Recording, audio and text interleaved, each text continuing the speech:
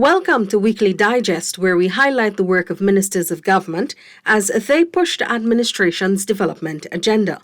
Tourism businesses in Ghana will now benefit from the Kaitour app, which will make it easier for clients to search, find, book, and pay for services in Ghana. The app was officially launched on Friday last.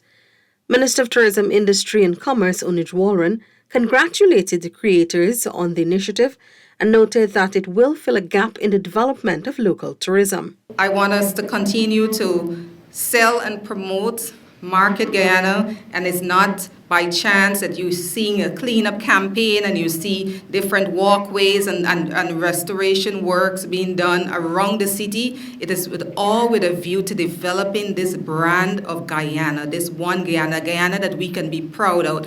And Guyana, this market, a clean, resourceful, a Guyana that is safe, is all part of our tourism product. Also endorsing the app was Foreign Secretary Robert Passad, who noted that it will help in getting overseas-based Guyanese interested in what is taking place here. The Ministry of Natural Resources on Friday met with jewelers and goldsmiths to find possible ways of collaborating to develop the mining sector in Guyana. Minister Vikram Bharat discussed with the entrepreneurs their challenges and possible solutions to enhance the sector. To look at possible ways in which we can collaborate, possible ways in which we can have more coordination and cooperation, and also possible ways in which we can play a role in enhancing your services that you offer, especially at a time when Guyana is moving forward and moving forward at a fast pace. It means that everyone needs to get on board at this point in time. Minister Bharat says even as Guyana's oil and gas sector continues to expand, government's priority is also to ensure that other sectors are not falling behind. Tourism Minister Onij Walren added that government is committed to providing opportunities for development of local businesses. We speak about open investment, Guyana being open for business, Guyana being open for investment opportunities, export opportunities, and it's not something to be taken lightly. And we are doing this to give you, all of us, opportunities. The Ministry of Culture, Youth and Sport, through the National Sports Commission on Sunday last, launched an athletic sport academy. At the launch held at the Lenore Sports Ground Region 3, Minister of Culture, Youth and Sport Charles Ramson Jr. said the academy will assist youths to compete internationally. Sport needs to aggressively transform. It needs to aggressively transform because we have a lot of talent in the country. It has the potential for taking young people, all of you, to the level of being internationally competitive. But without having this vehicle that will streamline the talent, provide the support and the platform to take you to that level of being able to compete with the international athletes, we're never going to have this structured environment that creates that pool of talent from which we can choose from. That's why I'm happy that we're starting so young with the folks who are here today. The academy places emphasis on track and field and will target youths between the ages 6 to 16 from various districts across the country. Additionally, the ministry has committed to recommence the Ali and Pompey Sports Meet to ensure youths are provided the opportunity to enhance their talents. The meet, recognized by the International Olympic Committee, captures the timings of an athlete, which qualifies them to attend the Olympics. The local competition will be hosted annually, while other tournaments and meets will occur regularly. The Ministry of Agriculture on Sunday hosted its second Farmers Market Day at the Albion Estate Road in Region 6. Scores of consumers turned out to purchase fresh commodities at affordable prices. Farmers and consumers said they were thankful and satisfied with the initiative. Meanwhile, Minister of Agriculture Zulfikar Mustafa said the ministry plans to host the event at least once every month and in all regions across Guyana. I am hoping that we can, in each region of this country, we can at least have these markets once monthly.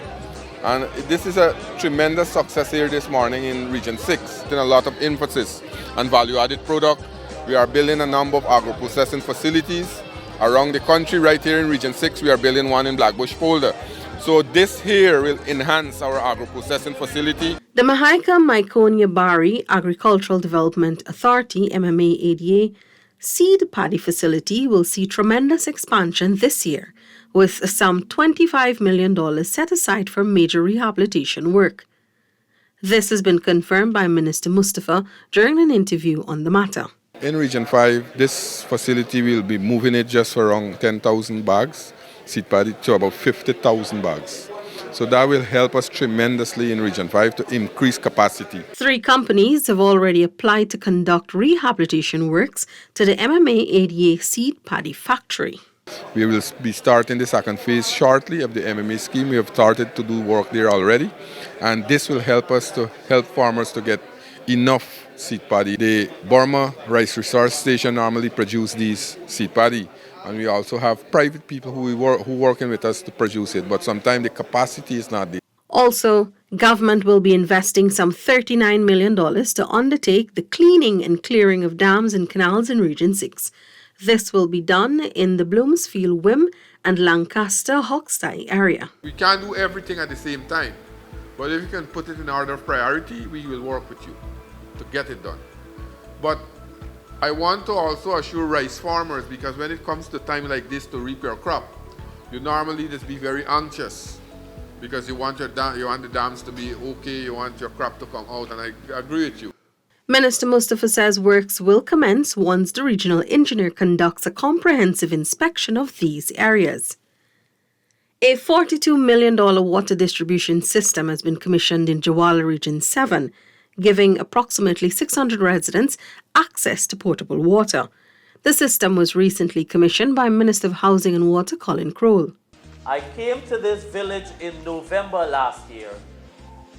I addressed you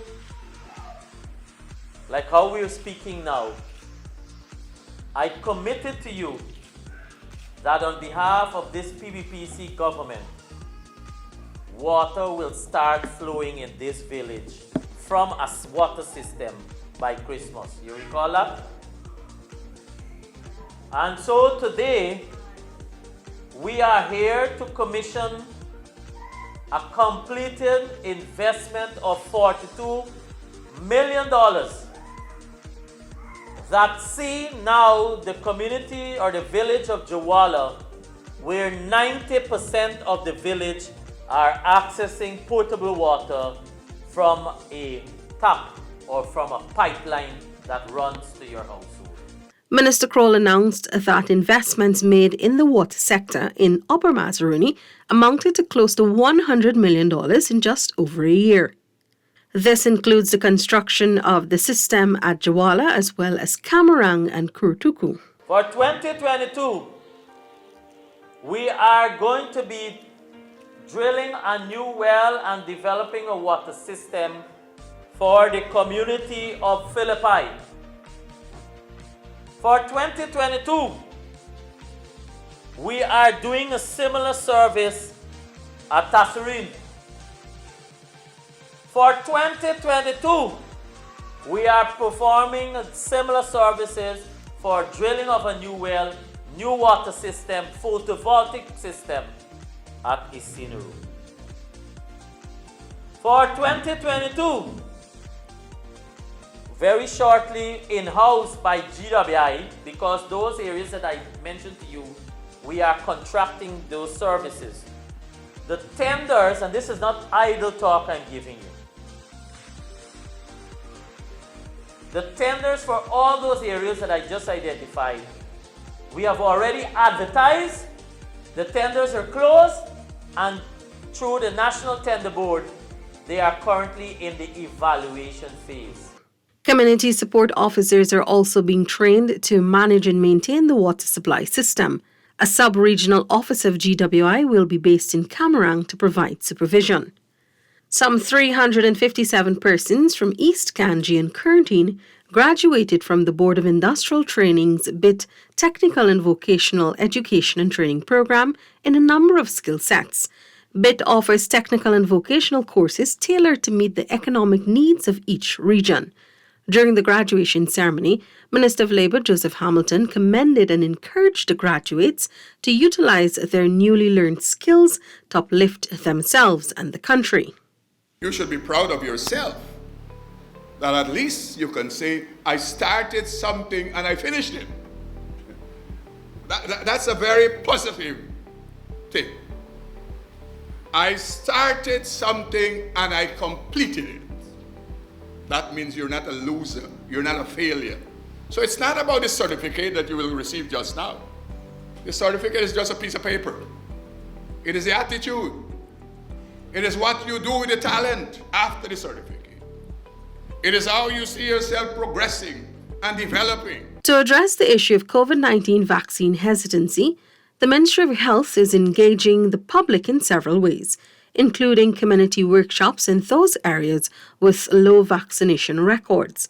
Earlier this week, a vaccine hesitancy workshop was held in Region 2, where Minister of Health Dr. Frank Anthony encouraged religious leaders to use their voices to support the campaign. We have some religious leaders who are here with us today, and I really want you to become advocate for us, to be able to talk to other religious leaders in the community to get them on board. There are some of them who, by what they say when they have their sermons and all of that, by what they say, they have become some of the main instruments in preventing people from getting vaccines. United States Ambassador to Ghana, Sarah Ann Lynch, who was also a part of the program, told participants that they play a key role in passing on factual information to those persons who are still on the fence about the vaccine. While in the region, Dr. Anthony also commissioned a $30 million infectious diseases chest clinic at the Saudi Public Hospital.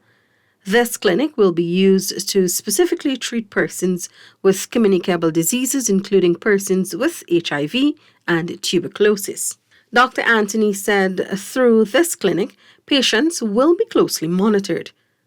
On Friday, all Guyanese, but especially persons of the Hindu faith, celebrated the joyous festival of Pagwa.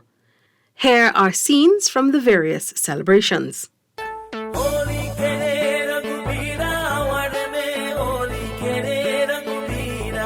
That's it for this edition of Weekly Digest. For these and other government-related information, do log on to our website, dpi.gov.gy, and our social media platforms as well. Goodbye.